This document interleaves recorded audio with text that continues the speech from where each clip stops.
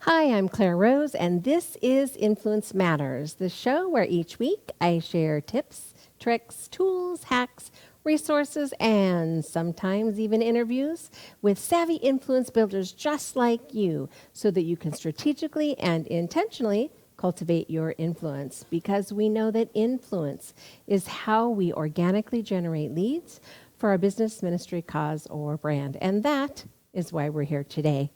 And of course, before we start, we have to say thank you to the people who make this possible. So thank you to Rosedale Publishing, our sponsor.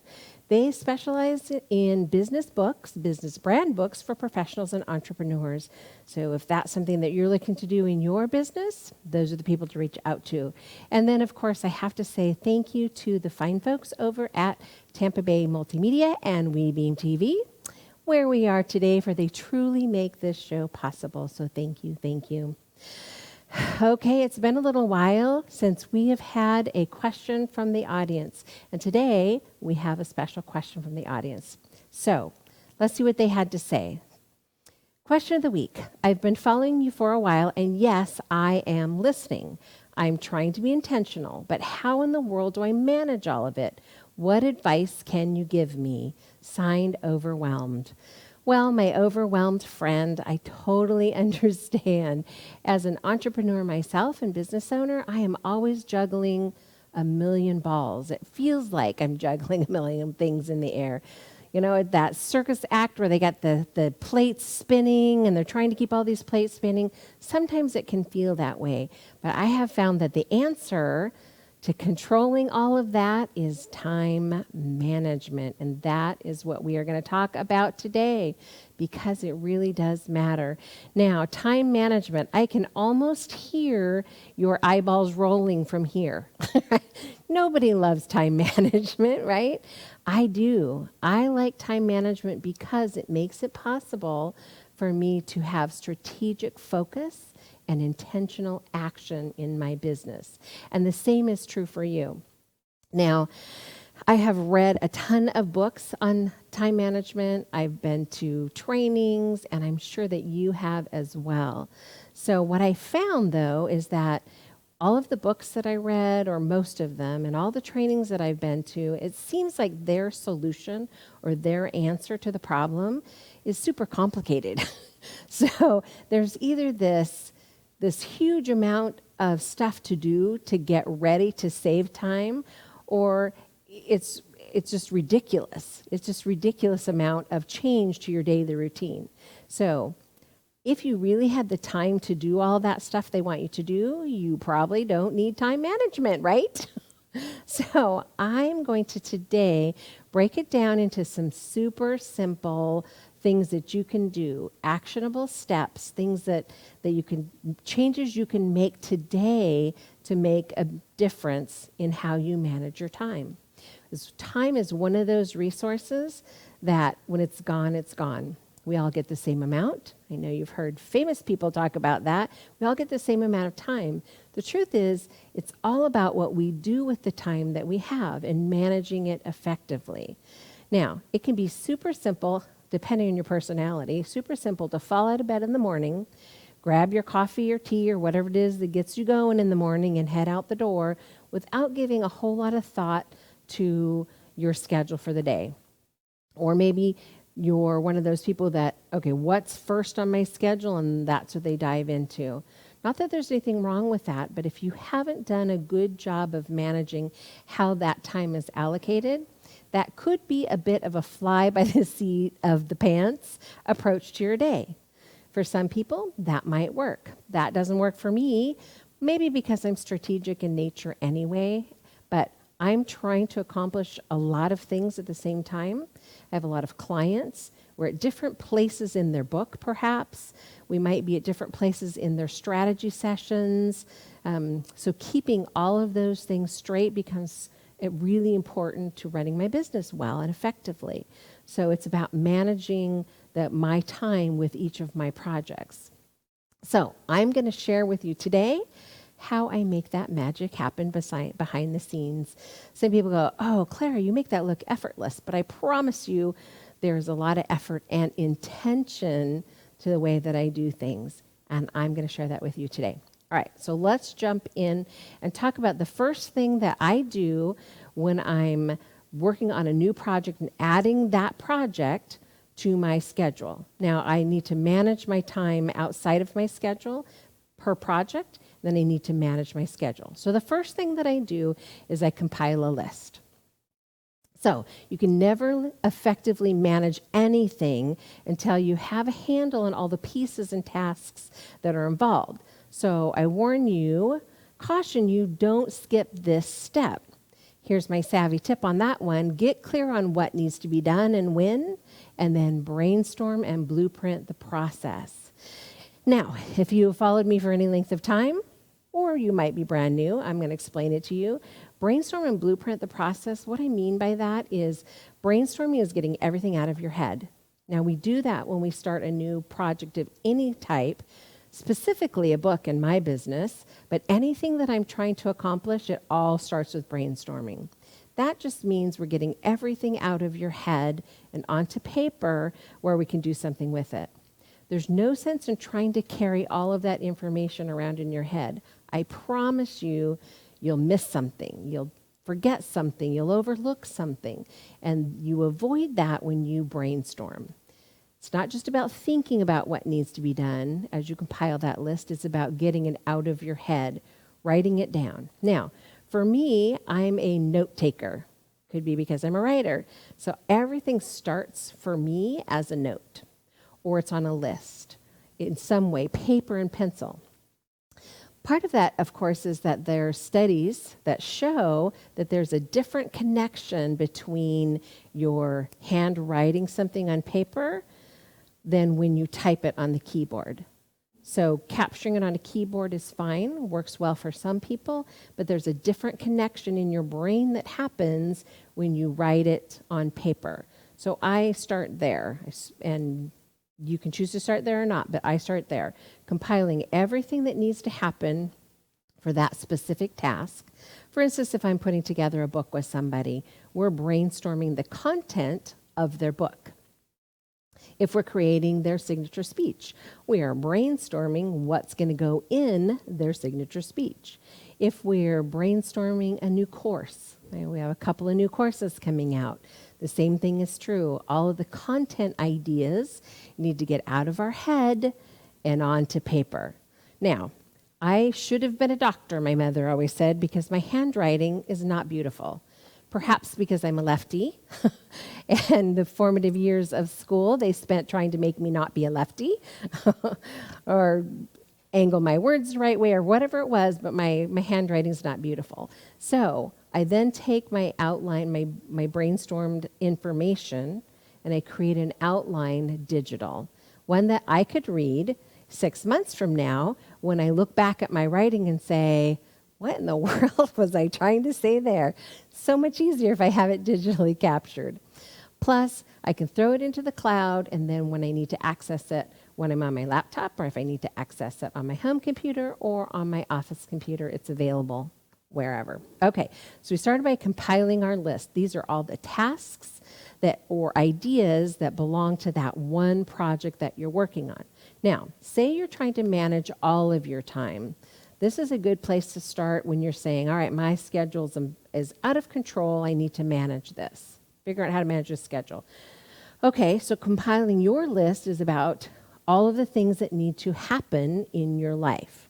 Now, I use a calendar for my schedule. Most of you probably do too.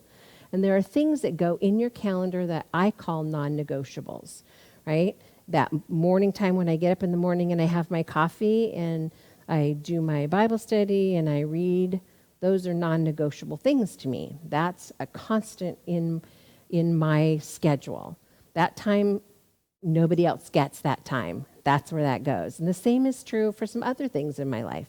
I have a set time of day that I do a specific task. I have a set time of day that I do specific clients. If you're one of my clients and we're writing a book, we're going to meet weekly, the same day, same time, consistently. So those things fill in your schedule first. Those are the things that I can't change, can't move. That's me compiling my list and filling them in. Okay, let's move on to the next step. Grouping by category. So what I mean by that is deciding which tasks can be bundled together for better workflow. Because of course, when we switch between tasks frequently, it wastes our time. So the savvy tip here, of course, is that grouping your tasks by category streamlines your effort. It's also, by the way, a part of the brainstorm and blueprint process because we're putting together a book by category. So for example, chapter 1 is going to be about X, and so everything that falls within that category is going to go into chapter 1. So think about your schedule in the same way. Are you needing to create content for your social media or content for an article, or are you needed to be in that creative space? Now, when you leave your creative space or any activity and switch gears to something else, I think the science it's crazy. It's like it takes you 15 minutes or 17 minutes, something really crazy to actually switch gears. So if you're switching gears every 30 minutes, how much time is really productive as you switch gears, right? If at a minimum 15 minutes is what it takes to refocus to something new, that's 15 minutes that you're wasting at least every hour, every time you switch gears, every time you're interrupted from something and have to think about something different, your focus shifts. And that's where the time issue becomes a problem. So say to yourself, I'm going to do all of my creating in this block of time right here by category. So that happens to be the next topic that we're going to talk about. Scheduling in blocks, chunking your time, whatever you want to call it. So stop wasting your time by trying to multitask. Schedule your time by blocks and then stick to that schedule. Time blocking creates strategic focus and intentional action. And of course, the savvy tip there is that it takes 20 to 25 minutes to focus when switching tasks. Now, you might think, I'm really good at multitasking. So maybe you really are good at it and you're only wasting maybe 15 minutes of time. But if 20 to 25 minutes of time truly is being wasted, blocking is going to save you so much time. Now, blocking can be, I'm going to check my emails from 9 to 10 or 9 to 9:30, depending on how many emails. I get a ton of emails, so it takes me about 30 minutes to get through all of my new emails each morning. So I have a time block for catching up on emails. Now, if it's something that I can handle right away, I handle it right then, because that just makes sense from a time perspective. If it's something that doesn't fit in my block of time, remember I've said this is the parameters for my block of time, doesn't fit in that 30 minutes, I'm going to mark it to come back to it later, a task to do later, and then I schedule it. Oh, I need to follow up and do X. It's going to take me an hour. When shall I schedule that? Throw it on your schedule. Now, it sounds like, oh, Clara, I'm never going to get through my entire schedule, or my entire email list, because I'm always stopping to do other things, like scheduling. Nope, I promise that few minutes that it takes to move that over to your schedule somewhere else is well worth your time in focus. Then get back to your task at hand. Right now we're talking about emails. Get back to your emails. Get through them all. Answer what you can. Deal with what you can right now. Now, you've checked your emails for the day. Don't come back to your email 20 times a day. Do you do that? If you have your notifications set up on your computer, which many of us do, I shouldn't say us because I do not, because it drives me crazy when there's something constantly popping up, binging at me. So my clients know if you email me, you're not going to probably get an immediate response. Probably in an hour or so, I'm going to pop in and check on my email, maybe a couple hours, and then I'll respond. They know, oh, I need Clara immediately. I'm going to shoot her a text or a message because she's going to get that before she gets into her email again. Now, if I happen to be in my email for another reason, because it happens, then I'm going to see that something came in, but I try not to get distracted by that. Unless I have room or margin in my schedule to deal with it right then, I'm going to set it aside and come back to it later. Because I have regularly scheduled times that I pop into my email for the purpose of dealing with things in a blocked way or a time-blocked way, I know that I don't have to think about it right this second. And I think that that can make a huge difference when you're in your email or when you're in a specific task. If you know, I don't have to think about it right now because I've already scheduled time to come back to this. Then, of course, at the end of the day, I also do the same thing with my emails. That works well in my business. For my business model, it might not work well for you. So you have to decide, how do I categorize and time block in a way that makes the best use of my time? Really is about not having to switch gears so many times. And you'll find that you have more time in your day than you realized when you're not jumping from one thing to the next. I find this is really true the most for me because I'm a creative and I'm often in a creative mode. So I'm often in writing mode or content creation mode of some sort. And when you switch gears between creative things, there's a lag. Maybe more so than other things, but for me it's definitely time-consuming to switch between projects. If I'm switching between chapters from one client versus chapters from another client for editing purposes, it takes even longer because I need to stop and go back and reread the beginning piece of what I'm working on so that I refresh my memory where we're at. Also going to need to pull up their outline and make sure they're writing according to their outline. So there's some things that for me make that important. So I block my times accordingly so that I'm not switching between one person's task and another person's task. The question is, for you in your business, what kinds of things can you group together by category effectively and then put into your schedule in blocks of time to avoid the switching and the losing of your focus? That's really what time management is all about. Okay, moving along. Avoid interruptions as much as possible. When possible, we want to find ways to limit the interruptions that interfere with your workflow. Sometimes it's as easy as a closed office door or a do not disturb sign, your daily non-negotiable times, those kinds of things where you cannot interrupt me if this is going on. And then my savvy tip here, of course, is to schedule time for breaks in your day, because those are places that you need to not be focused, right? You need an area of your life for, all right, we're just going to say it, sometimes you need another cup of coffee, right? Sometimes you need to go to the restroom. If you don't schedule in breaks, those are interruptions that are just going to come up and take your mind off of it. So, off of what you're trying to work on. So, if you say, I'm going to do this for this amount of time, and then I'm going to schedule in a break.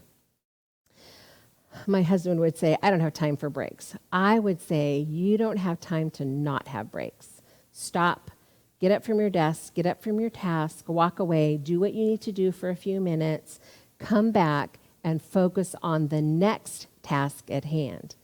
Now, let's talk about the office situation or the work situation where you are not in control of the interruptions. Sometimes that happens. If you are in management, you might have an employee that needs your attention at a specific time. So, set some ground rules so they have a clear understanding of what they can and can't do. Now, if you are focused for a specific amount of time and you cannot be interrupted, close your door. Have a sign maybe that hangs on your door. Make it known that if this is going on, please don't interrupt. So I have that at our office. So if my door is closed, you know that I'm either on a call with a client, a Zoom call with a client, or I'm deeply focused on something very specific that I can't be interrupted. No. Fire, flood, or blood is our rule. If there's a fire, you can interrupt me. If there's a flood, you can interrupt me. If someone is bleeding, you can interrupt me. Outside of those things, please respect the time that I have the door shut. People pay for my time, and they probably pay for your time as well. So when I'm with a client, people don't open my door. They know if that door is shut, I'm probably with a client. And they'll respect that. If you can set some sort of parameters, they'll respect that. I even saw somebody do this once that I thought was really impressive. They had one of those little clock thingies that you can say, I'll be back in 15 minutes, or I'll be back at this time. And they actually set their little timer clock and hung it on the outside of their door. So when their door was shut, they could say, I'm going to be available at this time. So somebody who comes and it's not fire, flood, or blood, but it's, I really need to speak to this person at some time in the near future, they can say, oh, look, at 3 o'clock, they're going to be available. I thought, that's brilliant. What a great way to signal to those around you, those who might need your attention, that I can't be interrupted right now, but in 20 minutes or 30 minutes or whatever you need, I'm going to be available. And then you need to stick to that. If you said, I'm going to be available at 3 o'clock, then at 3 o'clock, you need to be responsible and open your door back up and know that people might be waiting to have your attention. Another thing that I've seen that is really effective is some sort of an alert system. So I had a client who they let their employees know that if they needed them, they could send them an alert, and then based on that alert, they would get somebody's attention. And then somebody could get back to them quickly. So if the alert was, and I can't remember if they used, red alarms, or I think it was a color-coded system. So based on the color of the alert, they would know, oh, this person needs me sooner rather than later. And so I've seen that work really effectively. So the bottom line is, what is going to work for you? Put those daily non-negotiables into your schedule.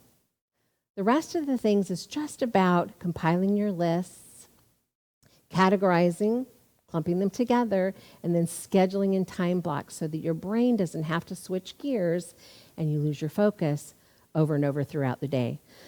It's as simple as that. It doesn't need to be complicated. It doesn't need to be an overwhelming process. Start with one thing at a time. If you can't do it all today, start with just that one thing.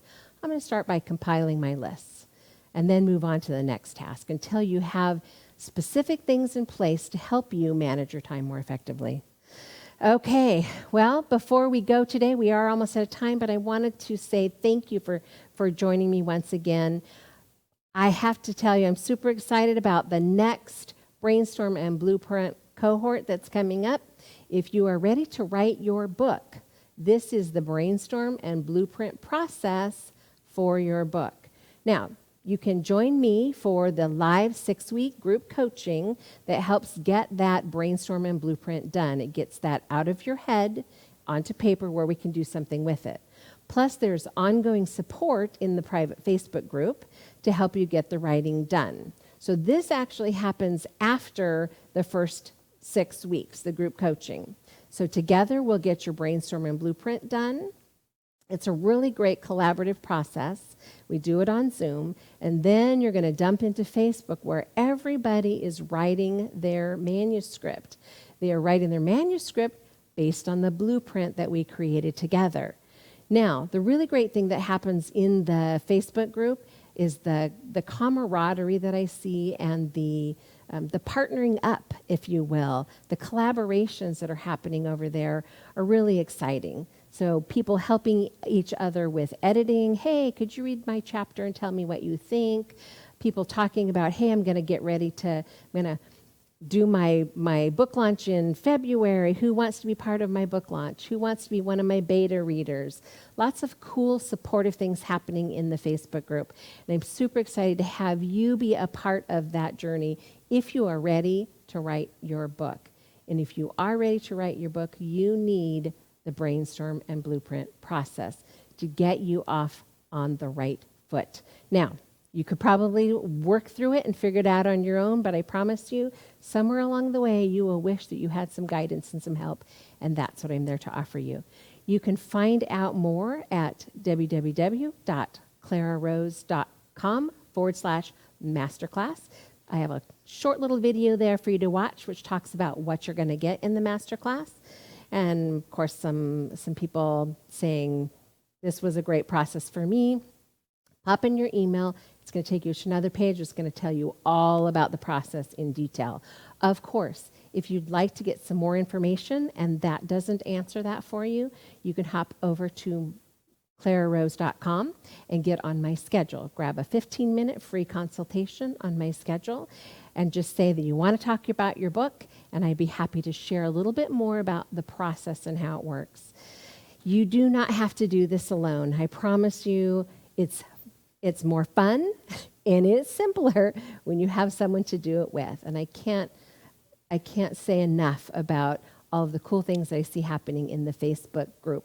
It's a private Facebook group, so you have to have been through the brainstorm and blueprint to be a part, and that is just more value for you, so that you can say to the other person, let's pull out your outline and see where you ought to be in your manuscript right now. Then, of course, just all the cheering and the congratulations and the fun that goes along with other people on the same journey as you. It's super exciting. If you're ready to write your book, the October cohort is now available to sign up. Once we get a certain number of people, then I close it off and you'll have to wait for the next one. Might be November, maybe December, but if you're ready to get started, now's the time. Hop on over to the website and get signed up today. Thank you. Thank you for joining me once again every week where we get together and talk about things of influence because, my friends, influence matters.